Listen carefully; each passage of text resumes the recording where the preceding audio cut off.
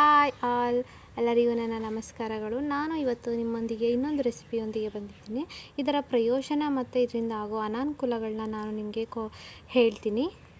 ನನ್ನ ಚಾನಲ್ನ ಸಬ್ಸ್ಕ್ರೈಬ್ ಮಾಡ್ಕೊಳ್ಳದೆ ನೋಡ್ತಿದ್ರೆ ದಯವಿಟ್ಟು ಸಬ್ಸ್ಕ್ರೈಬ್ ಮಾಡಿಕೊಂಡು ಕೊನೆವರೆಗೂ ನೋಡಿ. ಇದರಿಂದ ಆಗೋವಂಥ ಪ್ರಯೋಜನಗಳು ಮತ್ತು ಇದರಿಂದ ಆಗೋವಂಥ ಅನಾನುಕೂಲಗಳನ್ನ ನಾನು ನಿಮಗೆ ಎಕ್ಸ್ಪ್ಲೈನ್ ಮಾಡ್ತಾ ಹೋಗ್ತಿದ್ದೀನಿ.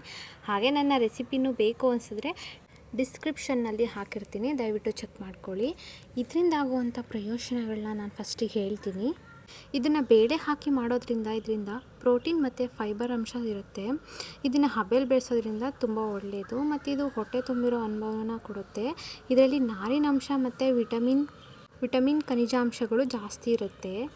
ಇದಿಷ್ಟು ಉಪಯೋಗ ಆದರೆ ಇದರಿಂದ ಆಗೋ ಅನಾನುಕೂಲಗಳೇನು ಅಂತ ಗೊತ್ತಿದೆಯಾ ನಿಮಗೆ? ಇದನ್ನು ಹಬೆಯಲ್ಲಿ ಬೇಯಿಸ್ತಾರೆ, ಆದರೆ ಸರಿಯಾಗಿ ಬೇಯಿಸದೆ ತಿಂದರೆ ಏನಾಗುತ್ತೆ ಅಂತ ಗೊತ್ತಾ?